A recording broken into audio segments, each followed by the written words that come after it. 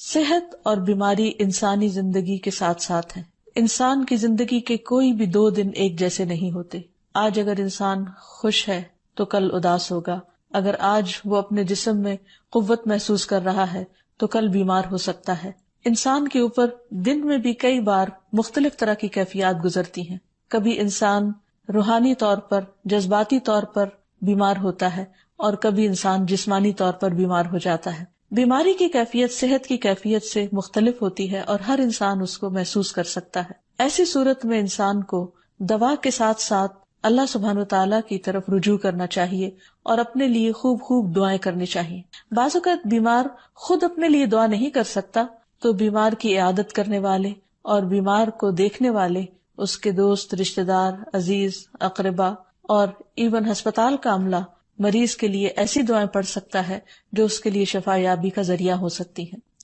تو بات یہ ہے کہ انسان ہر حال میں اپنے رب کا محتاج ہے اور اسے اپنی ہر ضرورت کے لیے اپنے رب کی طرف رجوع کرنا چاہیے، اور خصوصاً قبولیت کے مواقع پر. رات کا پچھلا پہر اس کے لیے بہت مناسب ہے، جب اللہ سبحانہ وتعالیٰ بندوں کو پکارتے ہیں کہ ہے کوئی جو مجھ سے دعا کرے تو میں اس کی دعا قبول کر لوں، ہے کوئی جو مجھ سے سوال کرے تو میں اس کو جواب دوں، ہے کوئی جو مجھ سے استغفار کرے تو میں اس کو بخش دوں. تو جب انسان بیمار ہو اور خصوصاً اگر ایسی بیماری کا شکار ہو کہ جس میں بظاہر شفا کی کوئی امید نہ ہو، تو اسے اور بھی زیادہ خشوع و خضوع کے ساتھ اور ایسے اوقات میں اللہ تعالیٰ کی طرف رجوع کرنا چاہیے کہ جلد از جلد صحت یابی ہو سکے. اور اس سلسلے میں کبھی بھی انسان کو اللہ تعالیٰ سے مایوس نہیں ہونا چاہیے. پھر یہ بات یاد رہے کہ جب انسان دعا کرے تو اس سے پہلے اللہ سبحانہ وتعالیٰ کی تعریف کے کلمات کہنا نہ بھولے. تو آئیے آج ہم آپ کو دعا کرنے سے پہلے کچھ نئے کلمات بتائیں گے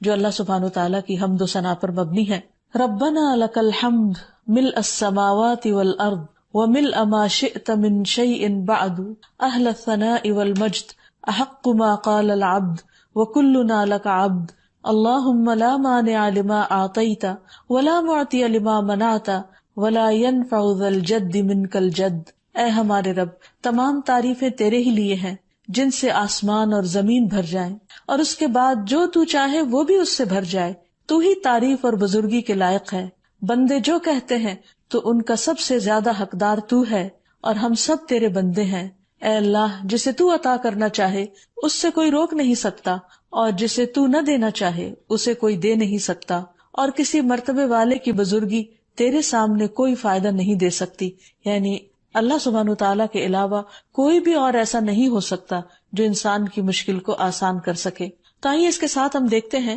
کہ بیماری کے اسباب کیا ہوتے ہیں، بیماریاں کیوں آتی ہیں. سب سے پہلی بات تو یہ کہ بیماری اللہ کے اذن سے آتی ہے. جب تک اللہ سبحانہ وتعالیٰ کا اذن نہ ہو انسان پر کوئی کسی قسم کی مشکل آ نہیں سکتی. قرآن مجید میں آتا ہے ما اصاب من مصیبت الا باذن اللہ. جو بھی مصیبت آتی ہے وہ اللہ کے اذن سے آتی ہے اور وہ تقدیر کا حصہ ہوتی ہے، اور اس میں اللہ سبحانہ وتعالیٰ کی حکمت اور مشیت کار فرما ہوتی ہے. اور وہ کیا ہو سکتی ہے؟ مثلاً اللہ تعالیٰ کسی بندے کے ساتھ بھلائی کا ارادہ کرتے ہیں، اس کے گناہ معاف کرنا چاہتے ہیں، اس کو کسی خاص چیز کی سمجھ دینا چاہتے ہیں تو اسے تکلیف میں مبتلا کر دیتے ہیں. کیونکہ بعض اوقات انسان زندگی میں اتنا مصروف ہوتا ہے اپنے روزانہ کے روٹین کے کاموں میں کہ وہ ٹھہر کر، رک کر، خاموشی کے ساتھ وقفہ لیے بغیر کوئی ایسی بات سوچتا نہیں کہ جو اسے سوچنی چاہیے، جو اللہ تعالیٰ چاہتے ہیں کہ وہ سوچے. تو جب انسان بیمار ہو جاتا ہے تو ایک اور کنڈیشن میں آ جاتا ہے، وہ آرام کی کیفیت میں آ جاتا ہے. ایسی صورت میں انسان کو وہ باتیں بھی سوچنے کا موقع مل جاتا ہے جو عام طور پر وہ نہیں سوچتا.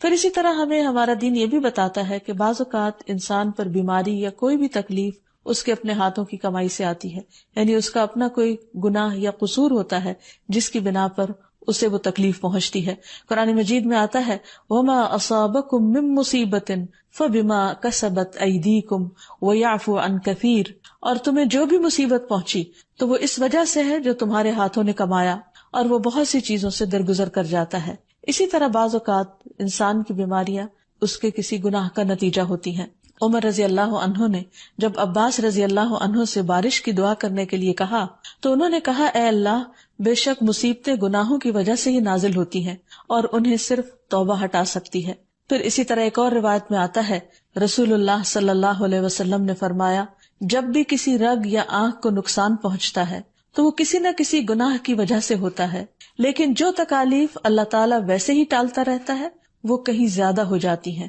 پھر اسی طرح بعض بیماریاں انسانوں کے اعلانیہ گناہوں کی وجہ سے بھی ہوتی ہیں، جیسے ایک حدیث میں آتا ہے جب کسی قوم میں بدکاری عام ہو جاتی ہے اور وہ اعلانیہ اس کا ارتکاب کرتے ہیں تو ان میں طاعون اور ایسی مختلف بیماریاں پھیل جاتی ہیں جو کہ ان سے پہلے گزرے ہوئے لوگوں میں نہ تھی۔ ابو امامہ باہلی سے روایت ہے کہ نبی صلی اللہ علیہ وسلم نے فرمایا جس بندے کو بھی بیماری سے پچھاڑ دیا گیا ہو تو اللہ تعالیٰ اسے جب بیماری سے اٹھاتا ہے تو وہ پاک ہوتا ہے۔ تو یہ ایک حقیقت ہے کہ انسان کے گناہ اس کے لیے مشکلات کا سبب بنتے ہیں۔ امام ابن القیم الجوزیہ لکھتے ہیں، ان کی ایک مشہور کتاب ہے الداء والدواء، بیماریاں اور علاج، اس میں وہ کہتے ہیں کہ کوئی بھی گناہ ایسا نہیں کہ جس کے اثرات نہ ہوں۔ انسان سے چھوٹی یا بڑی جو بھی کوئی غلطی صادر ہوتی ہے اس کے نتیجے میں کچھ نہ کچھ اثرات اس کی زندگی پر ضرور پڑتے ہیں۔ ہاں اگر اللہ تعالیٰ معاف کر دے تو وہ اور بات ہے، ورنہ ہر گناہ کی ایک تاثیر ہوتی ہے،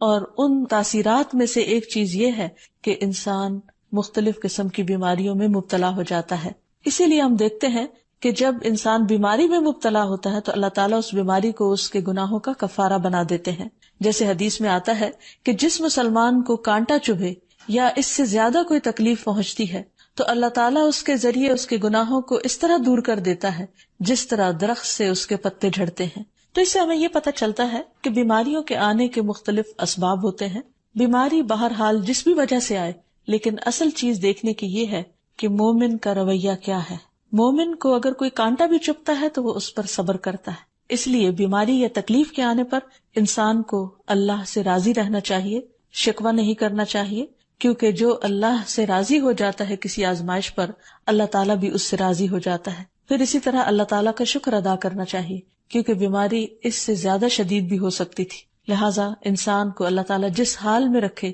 انسان اس پر شکر گزار رہے۔ پھر یہ کہ انسان کسی بھی بیماری میں کسی بھی قسم کی ہو اور زندگی کے کسی بھی حصے میں ہو اس میں مایوس نہ ہو، پر امید رہے کہ بیماری دور ہو جائے گی۔ پھر اسی طرح اگر بیماری طول پکڑ جائے تو انسان کو گھبرانا نہیں چاہیے، کیونکہ ہر گزرنے والا لمحہ انسان کے درجات میں اضافے کا سبب بنتا ہے اور اس کے گناہ مسلسل جھڑتے چلے جاتے ہیں حتیٰ کہ انسان بالکل پاک صاف ہو جاتا ہے۔ پھر اسی طرح انسان کو بیماری کی حالت میں دوسروں سے شکوے شکایات نہیں کرنی چاہیے، کیونکہ بیماری اللہ کے اذن سے آتی ہے، اور جب انسان ہر ایک کے آگے رونا رونے لگتا ہے تو گویا وہ اللہ تعالیٰ کا شکوہ کر رہا ہوتا ہے، جو چیز اللہ تعالیٰ کو پسند نہیں۔ پھر اسی طرح منہ سے برے الفاظ نہیں نکالنے چاہیے، بیماریوں کو کوسنا نہیں چاہیے، اور پھر ایسے الفاظ نہیں ادا کرنے چاہیے کہ مجھے لگتا ہے کہ اس بیماری میں میری زندگی چلی جائے گی، یا یہ کہ کسی مریض کی عیادت کے لیے جا کر اس کو اس قسم کی بات نہیں کرنی چاہیے، خواہ کتنی ہی خطرناک بیماری کیوں نہ ہو،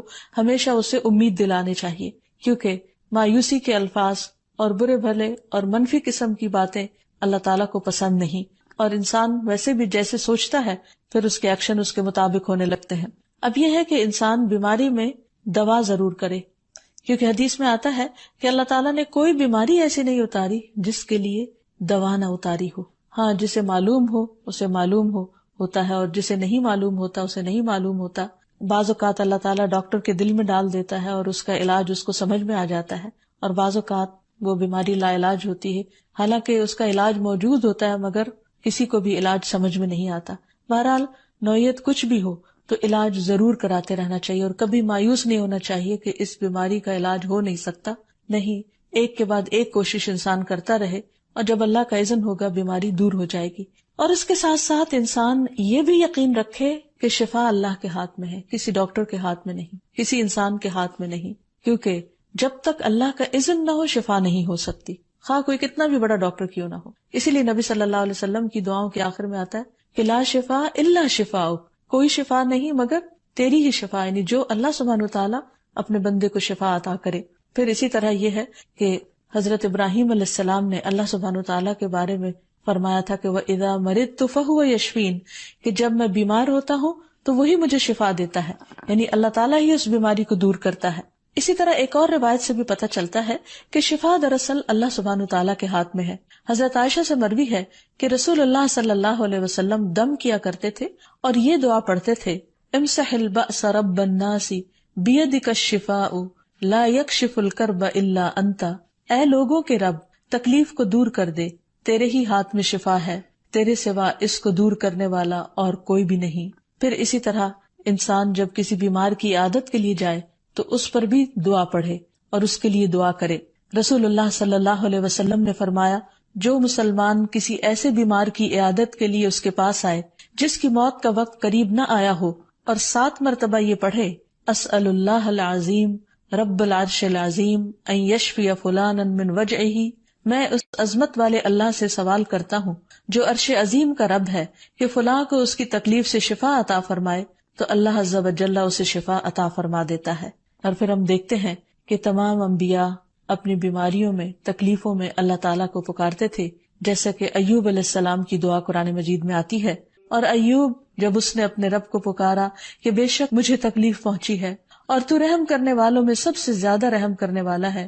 تو ہم نے اس کی دعا قبول کر لی، بس اسے جو بھی تکلیف تھی اسے دور کر دیا اور اسے اس کے گھر والے اور ان کے ساتھ ان کی مثل اور عطا کر دیے اپنے پاس سے رحمت کے لیے اور ان لوگوں کی یاد دہانی کے لیے جو عبادت کرنے والے ہیں۔ اسی طرح رسول اللہ صلی اللہ علیہ وسلم نے ایک اور موقع پر ایک صحابی عثمان بن ابی عاص الثقفی کو ایک دعا سکھائی۔ جب وہ نبی صلی اللہ علیہ وسلم کے پاس حاضر ہوئے، وہ کہتے ہیں مجھے اتنی تکلیف تھی کہ قریب تھا کہ وہ مجھے ہلاک کر دیتی، تو نبی صلی اللہ علیہ وسلم نے مجھے فرمایا، اس درد کی جگہ پر اپنا دایاں ہاتھ رکھو اور 7 مرتبہ کہو، بسم اللہ اعوذ بعزت اللہ وقدرتہ من شر ما اجد واحاذر، اللہ کے نام کے ساتھ میں پناہ مانگتا ہوں اللہ کی عزت کی اور اس کی قدرت کی اس شر سے جو میں محسوس کرتا ہوں، یعنی اس تکلیف سے بچنے کے لیے جو مجھے محسوس ہو رہی ہے اور جس سے میں خوف محسوس کرتا ہوں۔ عثمان کہتے ہیں کہ جب میں نے یہ پڑھا تو اللہ سبحانہ وتعالیٰ نے مجھے شفا عطا کر دی۔ پھر اسی طرح ہر بیماری سے شفا کی دعا نبی صلی اللہ علیہ وسلم نے سکھائی۔ عبداللہ بن عباس سے مروی ہے کہ نبی اکرم صلی اللہ علیہ وسلم نے فرمایا، جب کوئی شخص کسی ایسے مریض کی عیادت کرے جس کی موت کا وقت ابھی قریب نہ آیا ہو اور اس کے پاس 7 مرتبہ یہ دعا پڑھے، اسأل اللہ العظیم رب العرش العظیم ان یشفیک، میں عظمت والے اللہ جو عرش عظیم کا رب ہے اس سے دعا کرتا ہوں کہ وہ تمہیں شفا عطا کرے، تو اللہ تعالیٰ اسے اس مرض سے شفا عطا کر دے گا۔ پھر اسی طرح نبی صلی اللہ علیہ وسلم اگر کسی کو کوئی پھوڑا بنسی ہوتی تو اپنے لعاب دہن کے ساتھ زمین کی مٹی تھوڑی سی لے کر اس درد تکلیف والی جگہ پر لگاتے تو اس سے بھی شفا ہوتی۔ حضرت عائشہ کہتی ہیں کہ جب کسی انسان کے عضو میں کوئی تکلیف ہوتی، پھوڑا یا زخم ہوتا، تو نبی صلی اللہ علیہ وسلم اپنی انگلی اس طرح رکھتے، اور سفیان جو راوی ہیں انہوں نے اپنی شہادت کی انگلی زمین پر رکھی، پھر اسے اٹھا کر فرمایا، بسم اللہ تربت اردنا بریقت بعدنا لیشفى به سقیمنا باذن ربنا، اللہ کے نام کے ساتھ ہماری زمین کی مٹی ہمارے رب کے حکم سے ہم میں سے بعض کے تھوک کے ساتھ ہمارے بیمار کو شفا دی جائے۔ یعنی لعاب دہن کا اپنا ایک اثر ہوتا ہے، اور لعاب دہن جو ہے ایک طرح سے دوا کا کام کرتا ہے، اور اللہ کا نام لے کر جب لعاب دہن لگایا جائے تو شفا ہوتی ہے۔ جیسے کہ ایک اور موقع پر نبی صلی اللہ علیہ وسلم نے ایک جلے ہوئے مریض کے اوپر یہی دعا پڑھ کر لعاب دہن لگایا تو اللہ تعالیٰ نے اس مریض کو شفا یاب کر دیا، اور وہ دعا تھی، اذهب البأس رب الناس واشف انت الشافی لا شفاء الا شفاؤک شفاء لا یغادر سقما۔ پھر اسی طرح ایک موقع پر ایک قبیلے کے سردار کو جب بچھو نے کاٹ لیا اور اس کے جسم میں زہر پھیل گیا تو ایک صحابی نے سورۃ الفاتحہ پڑھ کر اس پر دم کیا تو اس سے اس کو شفا ہو گئی، اور یہ بات جب نبی صلی اللہ علیہ وسلم کو بتائی گئی تو آپ اس پر خوش ہوئے۔ اور سورۃ فاتحہ سب لوگوں کو آتی ہے، اسی لیے اس کا نام سورۃ الشفا بھی ہے، کیونکہ یہ بیماری میں بطور علاج پڑھی جاتی ہے مریض پر، مریض خود بھی پڑھ سکتا ہے اور اس کے اٹینڈنٹس بھی اس پر پڑھ سکتے ہیں۔ حضرت علی رضی اللہ تعالیٰ عنہ کہتے ہیں کہ نبی صلی اللہ علیہ وسلم کو بچھو نے ڈس لیا اور آپ نماز پڑھ رہے تھے۔ جب آپ نماز سے فارغ ہوئے تو آپ نے فرمایا، اللہ تعالیٰ بچھو پر لعنت کرے، یہ نہ نمازی کو چھوڑتا ہے نہ کسی اور کو۔ پھر آپ نے پانی اور نمک منگوایا، آپ اس پر ملتے جا رہے تھے اور یہ صورتیں پڑھ رہے تھے، قل یا ایھا الکافرون وقل اعوذ برب الفلق اور قل اعوذ برب الناس، تو یہ بھی ایسے مواقع پر پڑھی جا سکتی ہیں۔ پھر اسی طرح یہ ہے کہ اگر کسی بھی دوا یا دعا سے مریض صحت یاب نہ ہو رہا ہو اس کی تکلیف کم نہ ہو رہی ہو تو بھی موت نہیں مانگنی چاہیے، کیونکہ مومن کے لیے زندگی ایک بہت بڑی نعمت ہے. وہ جس بھی حال میں گزرے بہرحال وہ اسے آخرت کمانے کا ذریعہ بنا سکتا ہے. یعنی اگر وہ تکلیف میں اس کی زندگی گزر رہی ہے اور اس پر وہ صبر کر رہا ہے اور اللہ کو یاد کر رہا ہے تو اس کے بے پناہ درجات بلند ہونے کا ذریعہ ہے. یعنی یہ بیماری اس کے لیے بلندی درجات کا ذریعہ بن جاتی ہے. اس لیے کبھی بھی موت نہیں مانگنی چاہیے. ہاں اگر تکلیف حد سے بڑھ جائے تو انسان یہ دعا مانگ سکتا ہے، اللہم احینی ما کانت الحیات خیرا لی وتوفنی اذا کانت الوفات خیرا لی. اے اللہ، جب تک میرے لیے زندگی بہتر ہو مجھے زندہ رکھ، اور جب میرے لیے وفات بہتر ہو تو مجھے وفات دے دے. تو اللہ تعالیٰ سے دعا ہے کہ اللہ تعالیٰ تمام بیماروں کو صحت اور شفا عطا فرمائے.